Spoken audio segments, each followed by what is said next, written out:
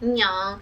이번에 들고 온 건 제가 굉장히 오랫동안 고민해왔던 로보락입니다. 로봇 청소기를 정말 가지고 싶었는데 혼자 사는 집에서는 로봇 청소기를 사기가 조금 망설여질 수가 있어요. 왜냐면 집이 일단 좁고 그리고 그 좁은 방마저도 내가 직접 청소를 하지 않으면 정말 무한정 게을러질 수 있기 때문에 그래도 이것까지 사는 건 아니다 라는 생각으로 계속 버텼으나 결국에 귀찮음이 이겼습니다.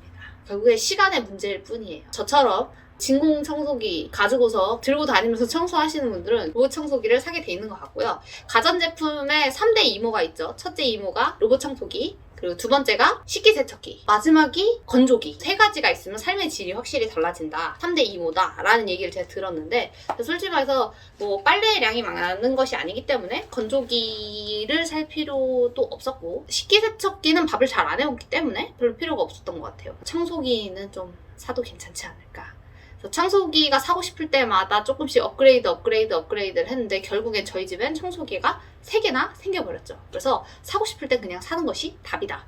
그게 오히려 돈이 적게 든다 라는 교훈을 줬던 이번에 로봇 청소기 언박싱을 시작하도록 하겠습니다. 이 로봇 청소기가 보시면 로보락 이번에 새로 나온 S7을 들고 왔어요. 사실 저는 S7까지 필요가 없어요. S6까지도 가능합니다. 만약에 제가 이제 집을 넓혀간다거나 인테리어에 꽂히죠. 조명과 러그를 깔게 될 경우를 고려해서 돈을 조금 더 내고 사자. 이미 청소기가 3개나 있기 때문에. 그래서 기왕 살 건 비싼 걸로 하다 보니까 S7까지 갔고 물걸레 청소도 조금 해줬으면 좋겠고 내가 원하는 구역에 대해서 매핑 해주는 능력도 좀 필요할 것 같고 3000번의 음파 진동을 이겨낼 수 없었어. 그래서 결국에는 샀는데 이게 원래는 가격이 되게 비싸요. 그런데 쿠팡 프리미엄 와우 회원이기 때문에 이거를 선택을 했습니다. 원래 가격이 제가 얼마에 샀었냐면 78만 9천 원이에요. 근데 제가 69만 9천 원에다가 또 신한카드를 썼던 걸로 기억해요. 신한카드를 쓰면 한 2만 원 정도 할인을 해줬고 무이자 할부로는 6개월까지 가능했던 걸로 기억이 나요. 6개월 정도. 그래서 바로 받아봤고 보니까 쿠팡 안심케어 3년 무상 보증이 있긴 하더라고요. 근데 그것까지는 안 했어요. 왜냐면은 이게 보증기간이 원래 1년까지 가능하다고 하는데 무상 보증 3년을 길게 한다고 해도 개인 손해에 대해서는 뭐 보장을 안 해준다고 이렇게 써져 있길래 어차피 고장나면 제 잘못 아니겠습니까? 그래서 그거는 안 했습니다. 이게 샤오미 계열사 에서 만든 거라고 하는데 성능이 현재 나온 것 중에서 가장 괜찮다고 하더라고요. 그거랑 마지막까지 고민을 했던 게 삼성에서 나왔던 비스포크 로봇 청소기가 있었어요. 그래서 그걸 고민했는데 나에게 청소기에 100만 원 이상 쓰는 것은 너무 큰 사치였다. 그거는 AI 뭐 음성 지원까지 돼서 빅스비랑 뭐 음성을 나누고 막 이런 게 가능하다고 했는데 저에게는 100만 원 너무 큰 금액이었기 때문에 상대적으로 조금 돈이 덜 드는 로보락을 선택했고요. 자세히 보시면 2500PA 이거 뭐라고 써져 있는지 모르겠어요. 하이퍼 포스 흡입력 아무튼 잘 빨린다는 소리겠죠? 먼지통 이거를요 2021년에 같이 나오기로 되어 있던 에어도크랑 같이 사고 싶었거든요. 근데 에어도크는 이미 품절이 돼서 내가 살 수가 없어. 에어도크의 성능을 말씀을 드리자면 먼지를 자동으로 비워주는 시스템이에요. 먼지를 자동으로 비워지는 시스템을 사용한다면 일주일에 한 번 정도만 먼지통을 비워주면 된다는 거예요. 일주일에 한 번만 비워주면 난 청소에 대해서 걱정이 없는 상태인 거잖아요. 그래서 그걸 원했지만 못 샀어요. 만약 그 먼지통마저도 비우지 않을 만큼 게을러진다면 저의 인생에 희망이 없습니다. 여기 보시면 배터리 용량이 5200A래요. 근데 의미가 없어. 왜냐면 얘가 자동으로 지가 지 집을 찾아가서 충전이 되는 시스템이기 때문에 배터리량은 솔직히 저한테 그렇게 큰 의미는 없는 것 같아요. 청소를 하다가 중간에 어차피 충전을 하러 갈 거기 때문에. 그래서 저는 이거는 살 때 그렇게 크게 신경은 안 썼지만 청소기 치고는 굉장히 높은 암페어입니다. 정확한 레이더 내비게이션. 이게 제일 중요해요. 집에 있는 매핑이 가능하다는 점이랑 청소 구역을 내가 설정할 수 있다는 점이 굉장히 저한테는 중요한 부분인 것 같아요. 그리고 요즘 나오는 청소기는 다 약간 이 헤드가 여기 보시면 이따가 조금 보여드릴 건데 헤드가 조금 올라와 있더라고요. 레이더 센서 때문에. 그래서 요즘 나오는 청소기에 위에 살짝 이 정도 높이가 있다라고 생각하시면 레이더가 들어가 있구나 라고 판단하셔도 좀 무관할 것 같습니다. 보시면 이게 안 보일 것 같아. 이게 안 보일 것 같은데 구성품이 여기 본체 들어가 있고 차징 도크. 이거는 제가 아까 말했던 자동으로 먼지통을 비워주는 그 도크는 아니에요. 자동으로 충전이 되는 충전도, 파워 케이블, 요거 굉장히 중요하죠. 바닥을 닦아주는 걸레가 다 들어가 있고요. 매뉴얼 들어가 있다고 하는데 글쎄요. 매뉴얼이 나한테 무슨 큰 의미가 있는지 모르겠어. 이거는 그 걸레, 그리고 이건 걸레를 붙일 수 있는 그 판이 추가로 들어가 있다는 것 같네요. 기능이 딱 보면 이게 한국어로 엄청 많이 적혀져 있어요.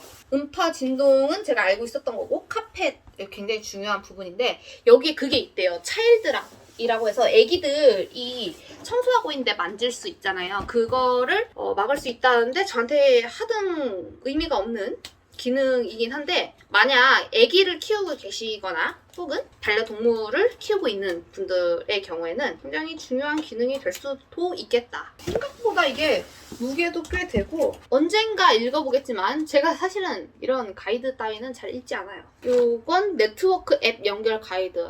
이게 솔직히 좀 어려울 것 같긴 한데, 자, 요거는 요게 그거네요. 걸레.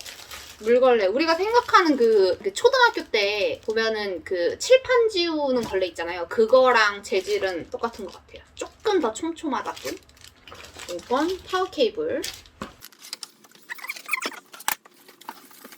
본체가 무게가 생각보다 엄청 무거워요. 기능이 많이 들었으니까 아무튼 무겁겠죠.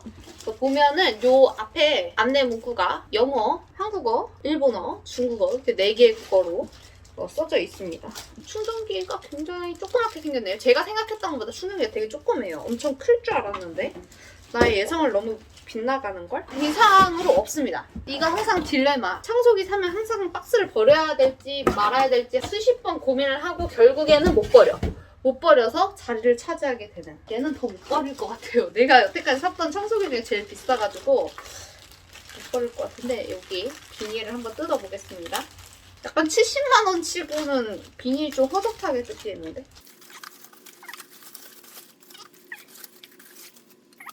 얘가 그게 있대요. 집에 문지방턱 많으신 분들 있잖아요. 근데 문지방턱을 잘 넘어가기도 하고, 얘가 이 앞쪽에 있는, 자세히 보면 이거 있죠. 이 부분이 계속 돌아가거든요. 그래서 돌아가는 과정에서 장애물이 있으면 이렇게 식별을 하는 방식으로 진행이 되는 것 같아요. 운용을 해보기 위해서 물통에 물을 넣어오도록 하겠습니다.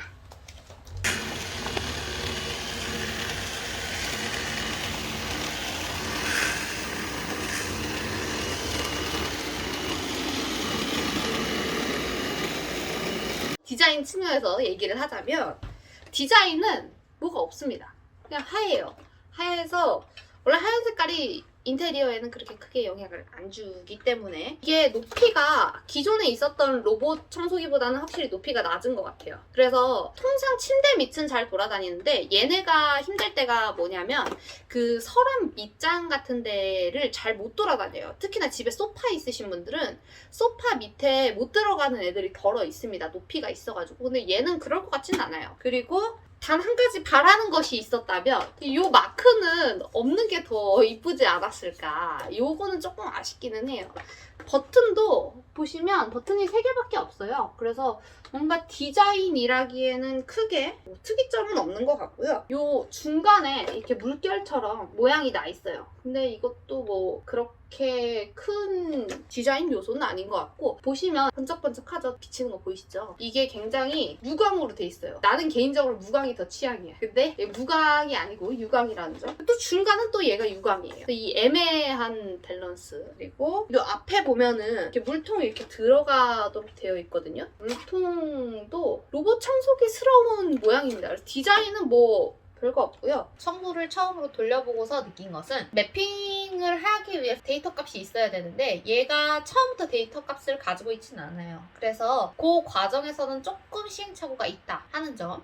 그리고 한 번 이동했을 때 다 닦여져 있고 완전 물걸레질 차차차차 이걸 바라는 거는 무리였겠지. 아무튼 그 정도는 아닌 것 같아요. 확실히 그건 아니에요. 어느 정도는 확실히 빨아들이고 있는 것 같고 흡입력도 괜찮은 것 같아요. 처음으로 가서 충전을 위해서 바로 이게 도킹하는 것도 그렇고 주차를 나보다 잘해. 굉장히 잘해요. 그래서 굉장히 사용하기 좋을 것 같다라는 생각은 들어요. 그런데 이 6평짜리 집을 다 청소하는데 시간이 얼마나 걸릴 것인가 라고 고려해봤을 때 빠른 시간 내에 청소가 될 것 같진 않아요. 그게 좀 단점인 것 같긴 하지만 내가 출근해 있는 사이에 청소가 되어 있었으면 좋겠다 정도의 수준이면 가능할 것 같아요. 근데 이제 막 엄마 도착 10분 전 청소를 시작해야 된다. 그때 저 로봇 청소기로 청소를 한다는 거는 조금 어렵지 않을까라는 생각이 드네요. 일단 그게 조금 문제인 것 같아요. 그리고 제가 아까 전에 보여드렸던 네트워크를 연결하는 법 요런 거는 제가 아직 세팅을 못 해봤어요. 언박싱 영상이기 때문에 여기까지만 하고 제가 다음 영상에서 네트워크 연결하고 한 일주일 정도 사용을 해보고 이 친구가 데이터가 쌓이고 난 다음에 그 다음에 청소가 어느 정도 수준으로 가능한지 그런 거 위주로 확인을 해보는 편이 조금 더 나을 것 같네요. 그리고 지금 현재 사용하고 있는 이 기능은 약간 제가 보기에는 강아지 같은 느낌이 들긴 해요. 다세대 주택에서 산다고 했을 때 아무래도 20C 이후로 돌리는 건 조금 주변 분들한테 이야기를 들을 수도 있겠다. 왜냐면 요즘 예민하신 분들 많기 때문에 저는 이것을 직장인들이 퇴근하고 와서 피곤해 죽겠는데 청소하기 너무 힘들잖아요. 그럴 때 쓸 때는 강력 추천. 정말로 아기가 많아서 항상 청결을 유지해야 되는 측면에서 이거를 활용한다? 조금 어려움이 있지 않을까. 이거를 서브로 놓고 본인이 직접적으로 청소를 하신다고 하면 정말 깨끗할 것 같아요.